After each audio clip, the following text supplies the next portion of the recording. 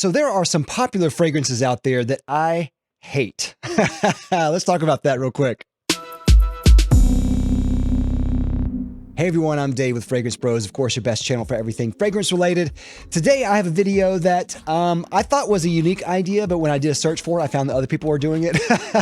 And of course we're talking about fragrances that people love that I hate. Now some of these fragrances are ones that I used to love, and I'd like to talk about that. I like how there are fragrances that are just on a journey with you. You go through it and you like it for a time and maybe you don't like it anymore, or maybe you hated it first and then you like it later. I like how there's scents that are particular for you and your tastes. I like everything about that. So today we're gonna be talking all about that. Now, let me just say this. Don't be offended. If I hate something that you love, that's okay. We can disagree. I'm not saying this to offend anyone. I'm just saying that I hate these fragrances. And even if I strongly hate them, you can be okay with that. You can like the fragrances that you like, all right? Now, some of these I do have reviews of. So if you're wondering about deeper thoughts about that, definitely go and check a playlist up here. All right, let's jump into the first one here. The first suggestion is Le Male by Jean-Paul Gaultier. Now, this is a very, very popular scent. It's been around for a long time, and it really was one of those game changer type of scents that caused a wave of fragrances that kind of copied what it did. And there's fragrances that were in that kind of powdery range that might not have been exactly like Jean-Paul Gaultier, but had kind of the heart of what they offered there. My just big peeve about this is that I just think it sucks.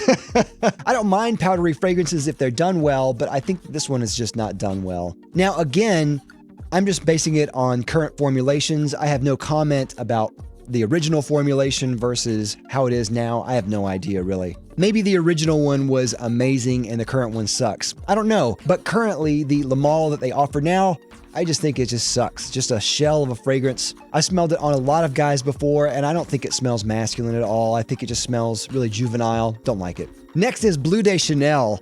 Now, Bleu de Chanel, I have to put a caveat on this because I do hate this fragrance, but I understand why people like it at the same time. It's not absolute loathe from me, but it is a fragrance that I just will never wear. Chanel obviously made a winner with this one, especially sales-wise, but I just think that there's something about this that I just can't stand. There's that kind of incensey, weird thing in there, the kind of staticky type of smell that it has. I don't like it.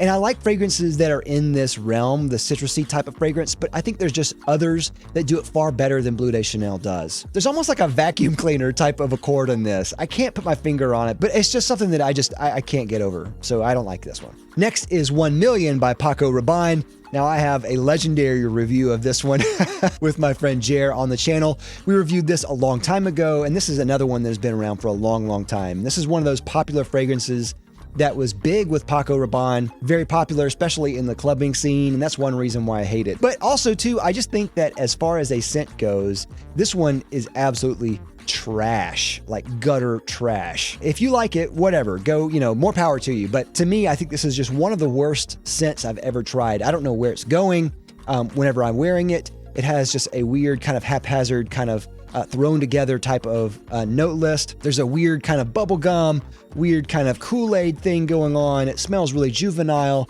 I don't even think it smells good. Even if it was juvenile, I don't think it smells good at all. My aunt has a funny story about how she is a real estate agent. She was moving someone out and then moving someone in, and the house had this horrible smell in it. Turns out it was Paco Rabanne 1 Million. Someone broke a bottle in the house and she hated it. I think that sums it up. Next is Millésime Imperial by Creed.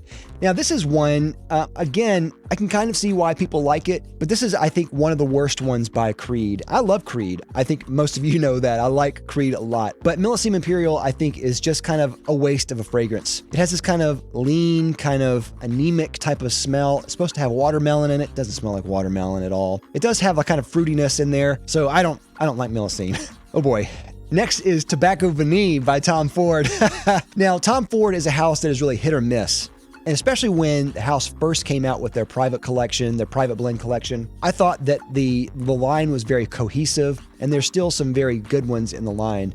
Tobacco Vanille is one of the good ones, the better ones. My only problem with it is the more and more I smell it, the more and more I don't like it as much. To me, Tobacco Vanille kind of suffers in the fact that I don't really think it smells a lot like tobacco.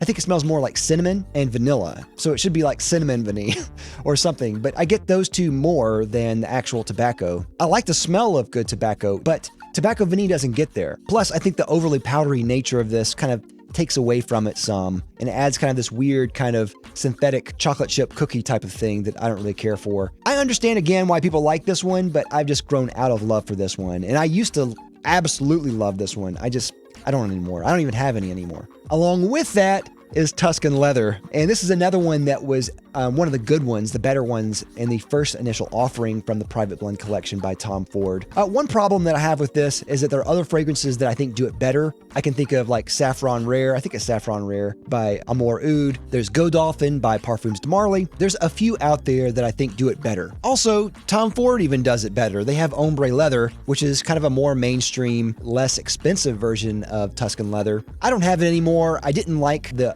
overly sweet raspberry note in there. I found it kind of annoying in this. I sold it.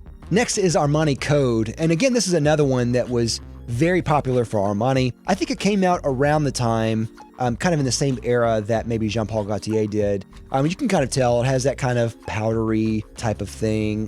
There's a little bit of fruit in there, a little bit of leather, a little bit of spice in there. On paper, this sounds good. And when you spray it on paper too, it actually smells pretty good. My problem is that when you put it on skin, I think it loses all that. This is just a made for paper type of scent, and it's been watered down a lot in recent years, so not a big fan of that. Next is Acqua di Gio by Armani, and this is another one that I have to put as a caveat because I don't like this one a lot anymore.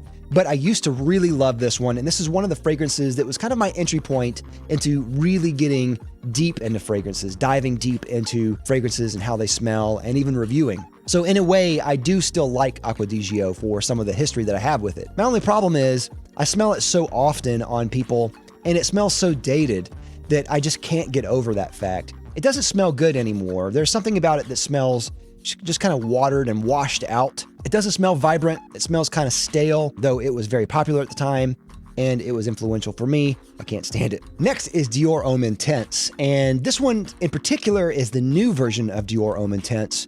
But I might have to also mention the old version of Dior Intense as well. The old version had that kind of lipsticky iris thing with some cocoa and almost like a cookie type of thing. And I still think the old version is far better than the new version. The new version, I don't know what is going on with them at Dior, but they have completely ruined some of these fragrances. But the new version is not good. And I'll also throw in Dior Homme Parfum in there as well. Dior Homme Parfum, similar to Dior Homme Intense in the way that people like it a lot, but Dior Homme Parfum is a train wreck. It is a train wreck of a scent. I mean, it's awful. I still like the old one as well, but I don't really wear it a whole lot just because I think I've just kind of grown out of it. I don't wear it as much as I used to, and it's just one of those fragrances that I like, but I usually just reach for other fragrances more.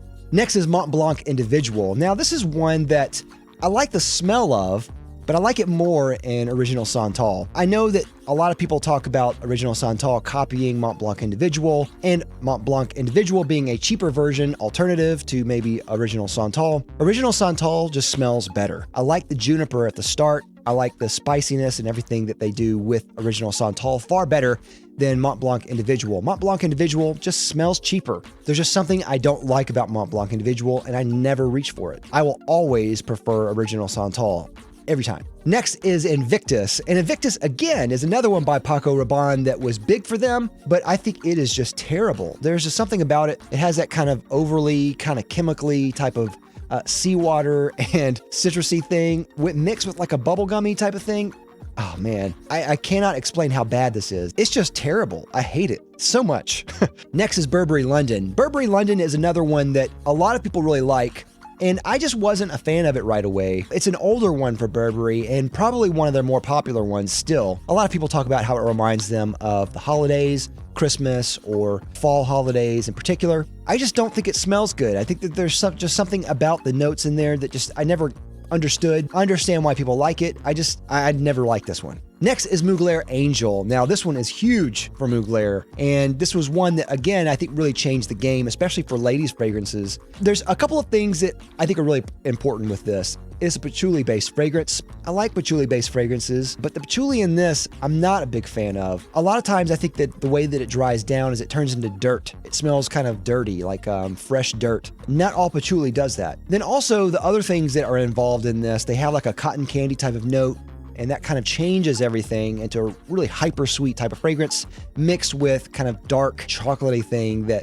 comes in with the patchouli. I think that every time I've smelled it, I think it always skews really young. It bothers me whenever I smell it.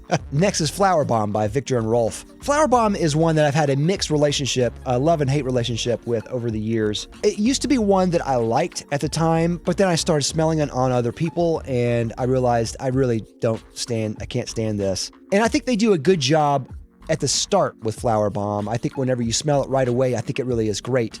But the way that it dries down, I think is awful. Again, this is another one that really skews very, very young and has almost like this teeny bopper type of association that I get out of it every time I smell it. So yeah, pass. Next is Ariana Grande Cloud. Now, this one is one that is supposed to be a clone of Baccarat Rouge 540, or at least in the ballpark of Baccarat Rouge 540. I did a video on kind of alternatives to Baccarat Rouge 540, and I got this with the assumption that was the case with this one as a cheap kind of alternative. I hear a lot of people talking about this, but I think it smells awful. There's something that is like burnt plastic and kind of coconut butter, shea butter type of thing. There may be that kind of sugary thing in there, but I don't get it over everything else that's going on there that smells awful. So this is a big pass. Next is 212 by Carolina Herrera. This is one that I was supposed to like because I like the smell of fresh cut grass. I like the idea of this one being a fresh scent with a kind of grassy type of note. The problem is the grass note doesn't smell like fresh grass. It smells like old decayed grass. If you've ever done lawn work and had to bag grass and you left those clippings out maybe on the street for a day or two, you might have smelled like that hot kind of sour scent that comes up from the bags. That is what this reminds me of. It does not in any way remind me of fresh cut grass, which is beautiful. It has that kind of green, ozonic, almost citrusy green type of scent there. This doesn't have that. What's funny is this is supposed to be kind of an urban style fragrance. I find that very funny because it reminds me of a trash bag. So it does kind of remind me of like an urban style scent that you would find in the wild, but not in the way that they want. Next is Club de Nuit Intense by Armaf. I am not a guy that likes clones. I hate almost all clones. I hate the idea of clones. Someone said it smelled like Lemon Pledge or something like that. And I heard a lot of people talk about how good this was as an alternative to Aventus. I got a decant of it. It smells like Lemon Pledge. Or in that ballpark anyway. It doesn't, to me, smell very good. It doesn't smell a lot like Aventus. It smells like someone trying to attempt an Aventus style fragrance and failing. Next is Gucci Guilty. Gucci Guilty, this is one that sales associates would push like crazy when this first came out. To me, it smells like very bad laundry detergent. So there's that. And last but not least is Amouage Interlude Man. Now, this is one that a lot of people like if they like the House of Amouage. They usually almost always like this. And this is one that I just couldn't stand. It smells so much like soot and ash, burning wood. I don't really care for it. And it's very, very, very, very strong. And so I don't really ever want to smell like that in the wild. So I don't know why I would like this. But if you like that, more power to you. I just can't stand it. With that, I'd like to thank my sponsor, Fragrance X. Fragrance X is an online reseller that sells thousands of legitimate products for a discounted cost. If you're considering buying a fragrance, definitely check out Fragrance X. I'll have a link down below to them as well as a coupon. But also check out Rakuten.com. Rakuten.com is a website that offers you a rebate with every purchase that you make through their website. They actually have a deal with Fragrance X that offers you a certain percentage in rebates just by buying through Rakuten. So I'll have a link down below to them as well. Definitely check out Fragrance X and Rakuten together. Great. So that's all I have. What do you think? What are some of the fragrances that are popular that you hate? Let me know down in the comments. I'd love to hear your thoughts. And as always, don't forget to like, comment, and subscribe down below. Love you for it. I'll see you next time. I'm Dave with the Fragrance Bros. Bye.